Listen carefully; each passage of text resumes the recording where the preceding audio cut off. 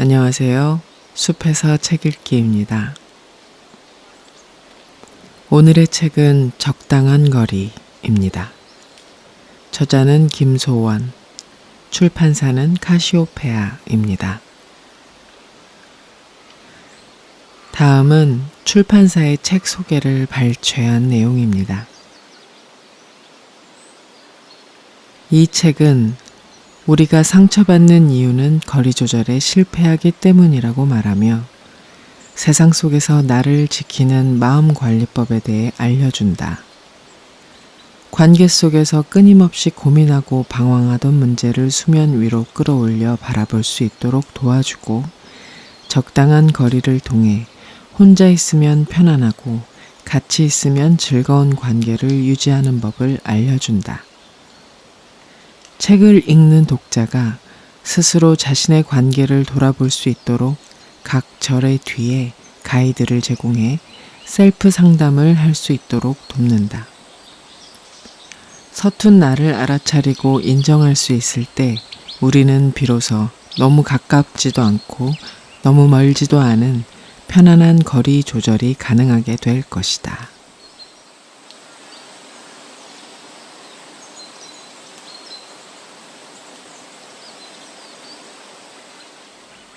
자, 그럼 책을 읽어볼까요?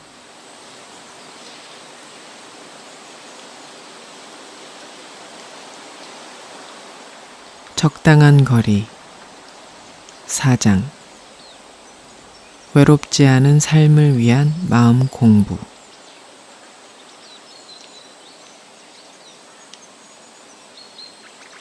나를 옥죄는 마음속 두려움과 마주하기.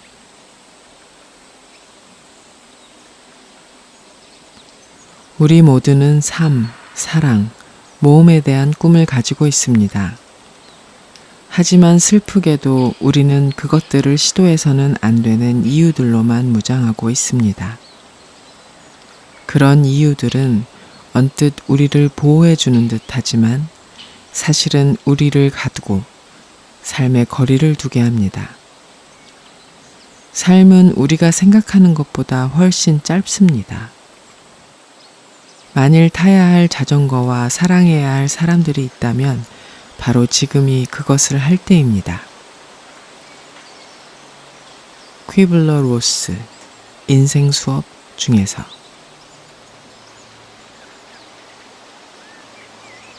평일 아침 도심의 한 카페에 정장에 서류 가방을 들고 바삐 움직이는 거리의 직장인들을 물끄러미 바라보며 커피를 마시는 한 청년이 있다. 취업준비생 승재 씨다. 창밖에 보이는 남자들은 이제 막 회사에 입사한 사회초년생들처럼 보인다. 자신과 비슷한 또래의 청년들이 번듯하게 차려입고 출근하는 모습을 바라보는 승재 씨는 금세 의기소침해진다. 그는 2년 동안 수십 곳의 회사에 입사 지원서를 썼지만 안타깝게도 결과는 늘 낙방이었다. 처음 자신이 설정했던 기준보다 낮춰 지원하고 면접도 보았지만 좋은 소식을 들을 수 없었다. 그는 지금 6개월째 구직 활동을 하지 않고 있다. 부모님께 용돈을 받아 쓰는 것도 염치가 없어서 저녁에는 호프집 알바를 하며 학원비와 용돈을 벌고 있다. 새벽 늦게 호프집 일이 끝나서 몸이 피곤하지만 그에게는 충분한 아침잠을 자는 일도 허락되지 않는다. 취업도 못하고 매일 밖에서 빈둥거리는 것처럼 보이는 아들이 못마땅한 아버지 때문이다. 남들은 자식이 대학을 졸업하자마자 대기업이나 외국계 기업에 붙어서 자랑을 하고 다니는데 제 자식은 사람 구실도 못하는 것 같아 집에 들어오기도 싫다는 아버지의 신세 한탄을 듣고 싶지 않아 매일 5시간만 자고 일어나서 도서관이나 카페로 향하는 승재 씨였다. 내가 그를 처음 만난 건 연구소에서 열었던 초보 작가를 위한 글쓰기 강좌에서였다. 소그룹으로 진행했던 그 강좌에는 대여섯 명의 20, 30대 작가 지망생들이 참여했다. 첫 수업이 있던 날 승재 씨는 맨 마지막에 도착해서 자리에 앉았는데 그의 얼굴은 무척 피곤해 보였고 눈가에는 다크서클이 짙었다.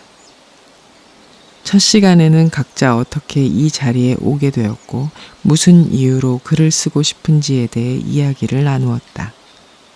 그들 중에는 직장 내에서 글을 쓰는 업무가 많아서 신청한 직장인도 있었고 조금이라도 젊을 때 자신이 살아온 삶을 에세이로 내고 싶다는 야심찬 대학생도 있었다. 이내 승재 씨의 이야기를 들을 시간이 다가왔다. 그는 긴장을 했는지 다소 붉게 상기된 얼굴로 천천히 입을 떼었다. 그냥 사는 게 너무 힘들어서요. 그래서 혼자 글을 쓰기 시작했어요. 글이라도 쓰지 않으면 미쳐버릴 것 같아서. 순식간에 강의실은 조용해졌고 모두가 승재 씨를 바라보았다. 그의 눈에서는 참았던 눈물이 왈칵 쏟아지려고 했지만 낯선 사람들 앞에서 그런 모습을 보이고 싶지 않은지 애써 눈물을 삼키는 모습이었다. 나는 용기를 내어 찾아온 그를 격려하며 그의 이야기를 더 듣고 싶다고 말했다. 그는 하나씩 자신의 이야기를 풀어놓았고 우리는 그가 왜 그렇게 자신을 억누르며 살아왔는지 그에게 글을 쓴다는 것이 어떤 의미인지 조금씩 이해하게 되었다. 승재 씨에게 있어 글이란 자신의 마음을 털어놓을 수 있는 유일한 친구였고 안식처였다.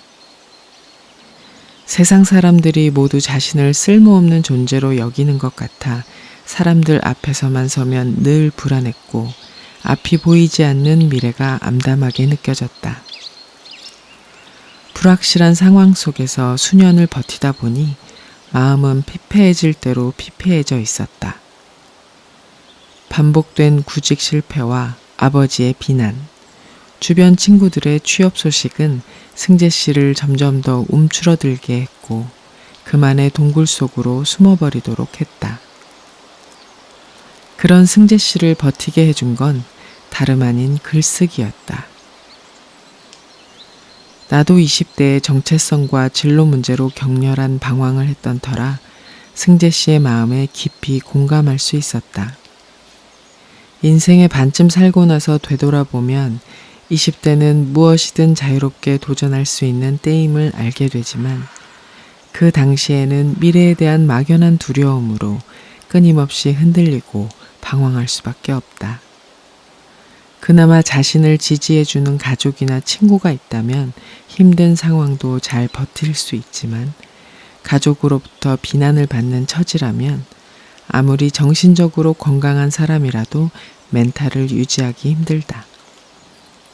그래서 자꾸만 자신을 숨기려 하고 나에 대한 탐색은 하지 않은 채 남들이 좋다고 하는 직장에 들어가기 위해 애쓴다. 그들에게는 자아 실현보다 남들이 보기에 번듯한 직장에 들어가는 것이 중요하기 때문이다. 적성도 흥미도 무시한 채 세상의 기준을 따라가다 보면 결국 퇴사를 하게 되고 다시 깊은 정체성의 혼란에 빠진다. 심리 상담을 받는 이들은 대개 세상이 바라보는 나와 내가 바라보는 나 사이에서 갈등을 하다가 이렇다 할 답을 찾지 못해 상담실을 찾는 경우가 많다. 타인으로부터 인정받고 부모님을 기쁘게 해드리기 위해서는 빨리 취업을 해야 하는데 정작 자신이 좋아하는 일이 무엇인지도 모르겠고 내가 어떤 사람인지도 제대로 모른다. 그러다 보니 자신을 알지 못하는 데서 자괴감이 들기도 한다. 글쓰기 강좌를 마친 후 승재 씨의 글을 우연히 읽게 되었다. A4 용지 2장을 가득 채운 그의 글에는 이제껏 그가 생각했던 쓸모없고 못난 승재 씨가 아닌 작은 빛이지만 영롱한 생명력이 느껴지는 그가 존재했다. 그의 글은 너무나 솔직했고 문장 하나하나에 승재 씨의 깊은 슬픔이 진하게 묻어나 있어 나도 모르게 글을 읽으며 눈물을 머금었다. 그는 현재 나에게 상담을 받고 있다. 매회 상담에서 우리는 내면의 두려움에 관해 이야기 나눈다. 그의 마음속 깊은 곳에 있는 두려움은 사람들로부터 외면당하고 버림받는 것이었다.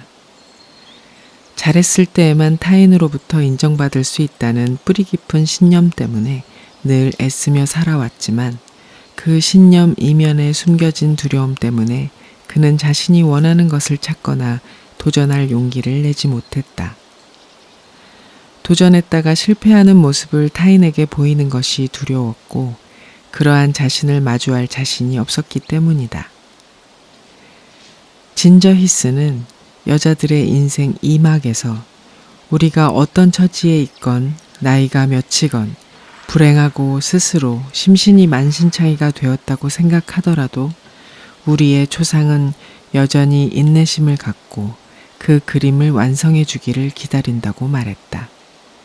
흰 캔버스 위에 색을 입히고 자신의 모습을 용기 있게 그림으로써 원하는 자화상을 창조하는 것이라고.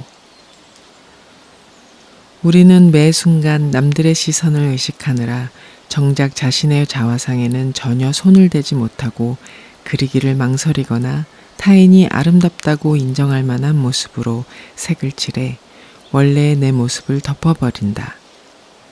하지만 우리의 초상은 우리가 용기를 내어 진짜 원하는 모습을 그려주기를 바라고 있다.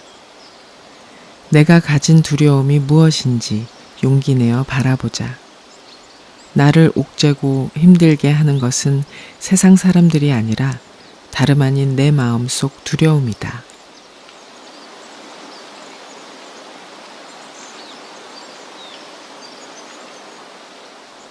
우울증은 삶의 의미를 잃은 당신에게 주는 신의 선물. 소리쳐 부르고 어깨를 두드리고 돌을 던져도 소용없자 인생은 나에게 우울증이라는 핵폭탄을 터뜨렸다. 그것은 나를 죽이려는 의도가 아니라 나를 돌려세워 당신이 원하는 게 무엇입니까?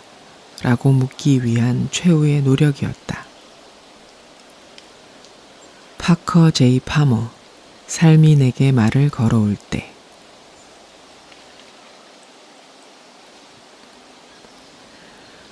화장기 하나 없는 얼굴, 언제 감았는지 모르는 부스스한 머리, 생기라고는 전혀 볼 수 없는 표정. 상담실에서 처음 만난 세은 씨는 마치 내일 죽어도 덤덤히 받아들일 것 같이 삶에 대한 의지를 완전히 잃어버린 듯한 모습이었다. 상담을 받기 위해 연구소를 찾아온 것만으로도 충분히 노력했다며 격려해주고 싶은 마음이었다.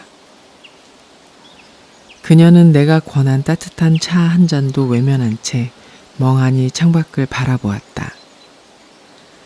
나도 그녀가 응시하는 곳을 따라가 보았다. 창밖의 날씨는 그녀의 기분을 살피지 못한 채 눈부시도록 햇볕이 내리쬐는 맑은 날이었고 5월의 푸릇한 나무와 풀들은 신성함과 강인함을 뽐내고 있었다. 눈이 부시면 블라인드를 조금 내려드릴까요? 상담이 시작된 지 한참이 지나서야 나는 첫마디를 떼었다. 그녀는 그렇게 해달라고 대답했고 우리의 위대한 침묵은 그렇게 끝이 났다. 결혼 4년 차인 그녀는 3살배기 아들을 키우는 엄마였고 그녀의 남편은 강남에서 유명하다고 소문난 성형외과 전문의로 능력과 재력을 모두 갖춘 사람이었다. 그녀의 친정 부모는 노후를 걱정하지 않아도 될 정도로 풍족한 생활을 누리고 있었고 그녀의 가족은 겉으로 보기에는 아무 문제 없는 평화로운 모습이었다. 그런 그녀는 어떤 어려움 때문에 나를 찾아온 것일까? 세은 씨의 우울증은 아이를 낳고부터 시작되었다. 그녀는 부모님의 바람대로 좋은 대학에 들어갔고 졸업과 동시에 대기업에 합격했다. 그리고 현재 남편과의 만남까지 모든 것이 순조로웠다. 이보다 더 완벽할 수 없을 정도로 그녀의 삶은 탄탄대로였다고 한다. 하지만 아이를 낳고 난 이후 그녀에게 찾아온 정체성의 혼란은 그녀를 뒤흔들어 놓았다. 자신이 누군지 모르는 채로 엄마라는 역할을 맡게 되었고, 일 때문에 매일같이 늦게 들어오는 남편에게 자신의 감정을 헤아려 달라고 호소하기는 쉽지 않은 노릇이었다. 그럼에도 그녀는 완벽한 엄마, 아내 노릇을 하려고 했었고, 시부모님께도 좋은 모습을 보이기 위해 자신을 포장하며 살았다. 그녀의 주변에는 아이를 잘 키우는 엄마들, 자기 관리를 잘하는 엄마들이 넘쳐났고, 그럴수록 그녀는 더욱 위축되었고 우울감은 커져갔다. 선생님, 제 삶이 껍데기처럼 느껴져요. 나는 그녀가 계속 말을 이어갈 수 있도록 아무 말도 하지 않고 눈빛으로 지지를 보냈다. 그녀는 이제껏 자신이 살아온 삶이 사람들의 기대에 부응하기 위한 삶이었고, 타인에게 좋은 사람으로 보이게끔 마치 연극을 하며 살아온 것 같다고 말했다. 하지만 그러한 연극이 끝나고 무대에서 내려올 때마다 허탈했고, 비참한 자신의 모습을 마주하는 것이 괴롭다며 참았던 눈물을 흘렸다. 나를 찾아오는 내담자들은 우울, 강박, 무기력함, 불안 등 여러 가지 심리적 문제를 호소한다. 그중 단연 많은 케이스는 우울증이다.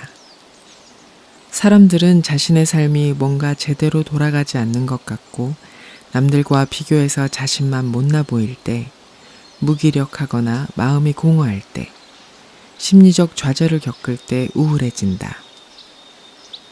그들은 자신이 정신과에 가야 하는 것은 아닌지 걱정하며 불안해하기도 하고 자괴감을 느끼기도 한다. 정상 범주에서 벗어난 것 같은 자신의 모습을 보며 낯설어하고 괴로워한다. 우울증은 흔히 마음의 감기라고 부르지만 실제로 우울증을 겪는 사람들은 아픔을 호소하기보다는 좌절감을 느끼곤 한다. 나는 세은 씨와 같은 사람들을 상담실에서 만나면 안쓰러운 마음 한편으로는 그들이 우울증이라는 선물을 받은 것을 축복해주고 싶기도 한다. 우울증이 온 것을 축복한다니, 누가 들으면 심리치료를 하는 사람이 궤변을 늘어놓는다며 혀를 내두를 수도 있겠다.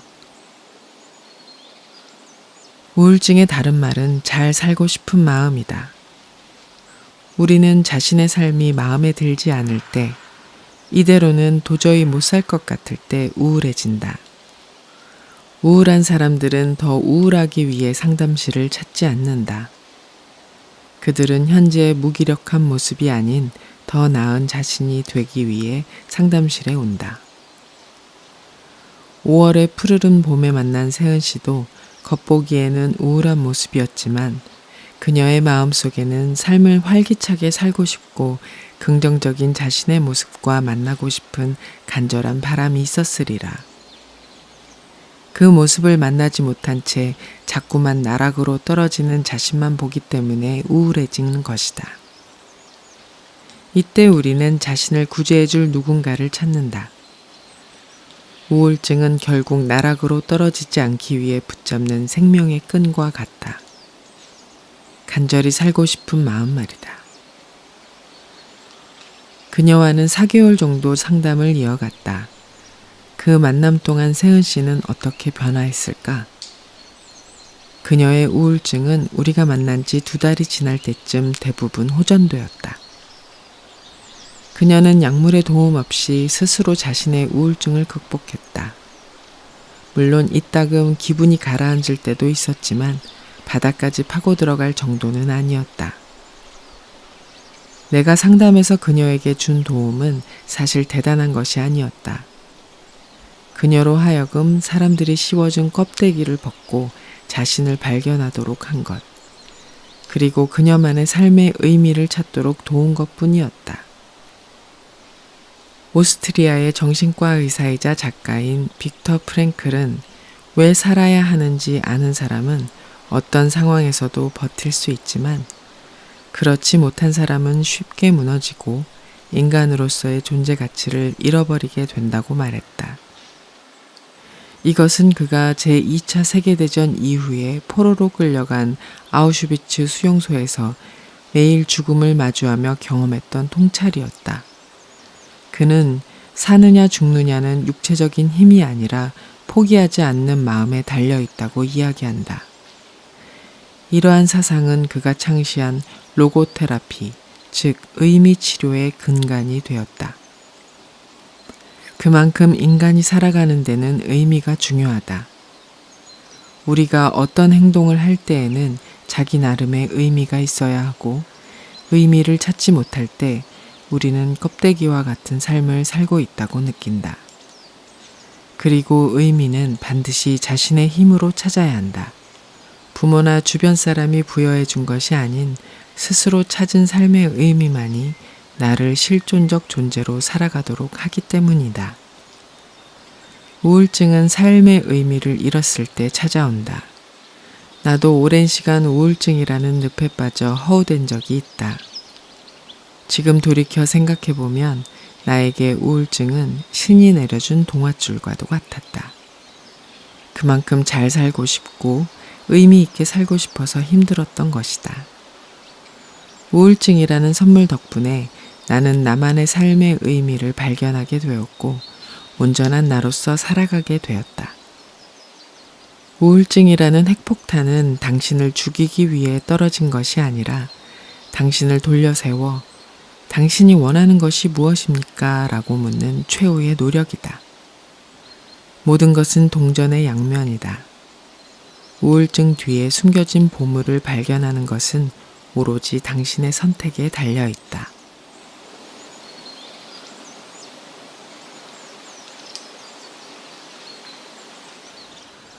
불확실함을 견디는 힘이 필요하다. 간단하게 말해 나는 자연이 내던진 지식인인 셈이야. 불확실함 속으로 어찌 보면 새로운 세계 속으로 던져진 존재인 거야. 본연의 심연에서 던져진 존재의 의지를 완전히 내 것으로 만드는 일. 그 일이 나의 사명인 거지. 헤르만 헤세, 데미안 중에서. 지난해 출간된 나의 저서 엄마도 가끔은 엄마가 필요해에서 나는 아이를 키우는 엄마들이 퍼즐형 육아에서 레고형 육아로 전환해야 한다고 역설했다. 퍼즐에는 각각의 자리가 있고 그 자리를 찾지 못하고 뒤섞이면 퍼즐판은 엉망이 되어버리고 만다. 퍼즐에는 오로지 한 가지 답만 존재한다. 하지만 레고는 무한대의 답을 만들어낼 수 있다. 아빠가 만든 멋진 자동차, 엄마가 만든 알록달록 예쁜 꽃, 아이가 만든 특이한 모양의 집. 이 모든 것이 각자의 상상 속에서 만들어진 그들만의 창조물이다. 나는 요즘 엄마들이 아이들을 자신이 만든 혹은 사회가 만든 퍼즐판 안에서 제자리를 찾으며 살아가도록 종용하는 것은 아닌가에 대한 화두를 던졌다. 모호한 상태를 견디지 못하고 반드시 한 가지 답만을 도출해내려고 하는 어른들의 불안에 관해 이야기하고 싶었다. 다가올 미래가 눈앞에 훤히 보인다면 그것이 내가 기대했던 만큼의 행복이 아닐지라도 그리 불안하지 않다. 앞으로 어떻게 살아야 할지 미래의 내 모습이 눈에 그려지기 때문이다. 하지만 다가올 미래를 한치도 알 수 없을 때 우리는 초조하고 불안하다. 자신이 무엇이 될지, 어떻게 살아야 할지 막막하기 때문이다. 그와 같은 상황에서 옆에서 함께 걸어가던 사람들이 갑자기 속도를 내서 달려가면 불안감은 더욱 높아진다. 나는 제자리를 맴돌며 헤매고 있는데 타인은 무언가 제대로 자기 길을 가는 것처럼 느껴지기 때문이다. 그럴 때 우리는 자신도 모르게 서서히 그들을 따라 뛰기 시작한다. 그들이 가는 방향대로 목적지가 어디인지도 모른 채. 이전의 계급사회에서는 각자의 신분과 역할이 정해져 있기 때문에 자신이 해야 할 일과 삶의 방향을 비교적 구체적으로 그릴 수 있었다. 선택의 폭이 좁다 보니 정체성에 대한 혼란도 적었으리라. 사회에서 역할을 자동적으로 부여해주면 대부분 사람은 그것이 자신이 가야 할 길이라 생각하고 순응하며 살아간다. 이전의 시대에 비하면 지금은 비교할 수 없을 정도로 개인의 자유가 보장되었고 개인의 의지나 노력으로 인생을 바꿀 기회가 얼마든지 열려 있다. 하지만 현대를 사는 사람들은 여전히 불안하고 삶이 불행하다고 호소한다. 남들과 자신을 비교하며 더 높이 올라가지 못하는 자신을 책망하고 삶의 방향을 잡지 못한 채 부유한다. 물질이 풍족해졌음에도 불구하고 우리는 여전히 배가 고프다. TV나 인터넷 매체를 통해 접하게 되는 타인의 살아가는 방식과 평범함을 넘어선 화려한 모습들을 바라보며 우리는 삶의 회의감을 느끼기도 하고 좌절감 혹은 우울감을 느끼기도 한다. 그리고 자기만 사회 속에서 퇴보하는 것 같아 불안하다. 심리 상담을 통해 수많은 사람을 만나며 알게 된 것은 그들이 비슷한 상황에서 불안감을 느낀다는 것이다. 그들은 대개 다른 사람에 비해 정체되거나 퇴보한다고 느낄 때, 자신의 미래가 안개 낀 것처럼 불투명할 때, 경험해보지 못한 새로운 상황에 직면할 때, 맡은 일을 그르칠까봐 걱정될 때, 자신이 가야 할 방향이 정해져 있지 않을 때 불안해했다. 우리의 삶은 불안의 연속이다. 오늘 무슨 일이 생길지 알 수 없고 내일 우연히 사고가 날 수도 있다. 내 아이가 살아갈 미래는 어떤 모습일지 상상할 수 없고 내가 낳은 아이지만 그 아이가 장차 어떻게 자랄지도 알 수 없다. 매일 밤을 고민하며 어렵게 투자한 아파트 값이 오를지 내릴지, 현재 만나고 있는 사람이 나와 평생을 함께할 사람인지조차 알 수 없는 문제이다. 그럼에도 우리는 미리 최선의 답을 내기 위해 고군분투한다. 최고의 결정을 내리기 위해 애쓰고 잘못된 선택을 최대한 피하려고 전전긍긍하며 살아간다. 현대인들의 모습은 마치 수능시험을 코앞에 두고 긴장하고 초조해하는 수험생의 모습과도 같다. 자신이 공부한 것을 하나라도 틀리지 않기 위해 암기하는 손은 바쁘고 불안으로 가득 찬 심장은 두근거린다. 머리도 가슴도 손도 쉴 새가 없다. 실패하면 무가치한 존재, 부끄러운 존재로 치부하는 사회 속에서 우리는 실패하지 않기 위해 몸부림친다. 최근 실패학이라는 분야가 사회의 새로운 움직임으로 대두되는 것은 이렇듯 실패를 두려워하거나 불확실성에 대한 대처 능력을 상실한 현실을 반영한다. 실패학을 연구하는 학자들은 사람들에게 어떤 메시지를 전달하고 싶었을까? 실패를 인생의 끝 또는 자신의 무가치함을 대변하는 것으로 규정한다면 성공하지 못한 삶은 모두 배척돼버리고 만다. 그렇다면 실패는 과연 무의미한 것일까? 아이가 처음 걸음마를 배울 때를 생각해보자. 아들 다민이는 유난히 걸음이 느린 아이였다. 생후 13개월이 되어서도 걷지 못해 엉금엉금 기어서 어린이집에 등원했던 기억이 있다. 공원에 나가보면 다민이와 같은 또래의 아이들은 아장아장 잘도 걷는데 다민이는 나에게 딱 붙어서 안겨있거나 유모차에 앉아 있으려 했다. 정상 발달이 이루어지지 않는 것 같아 걱정되고 불안한 마음도 들었지만 아이는 모두 발달 속도가 다르니 괜한 걱정으로 아이를 바라보지 않으리라 마음먹었다.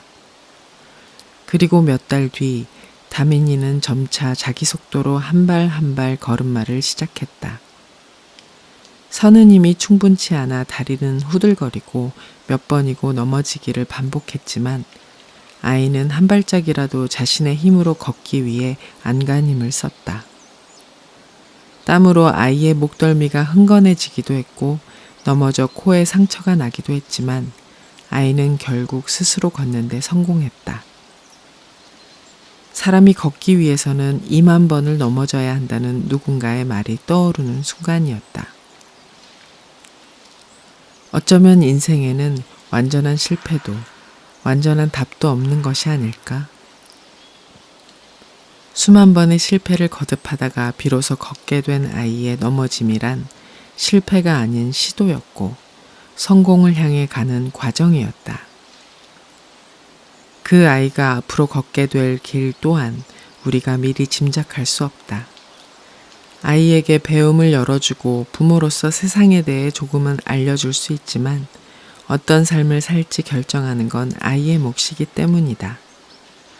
불확실함 속에서 답을 찾고 싶은 것은 당연한 마음이지만 때로는 그러한 불확실함을 견디는 힘도 필요하다.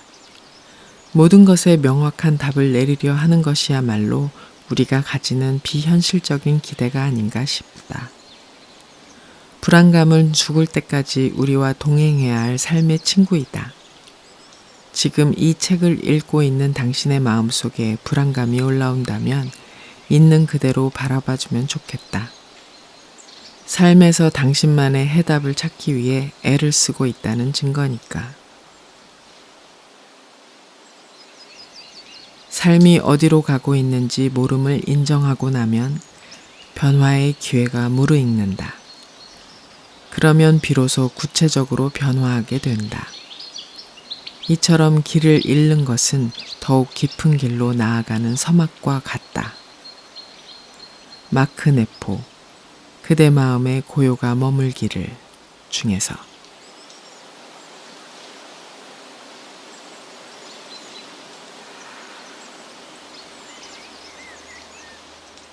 끝까지 들어주셔서 감사합니다. 숲에서 책 읽기였습니다.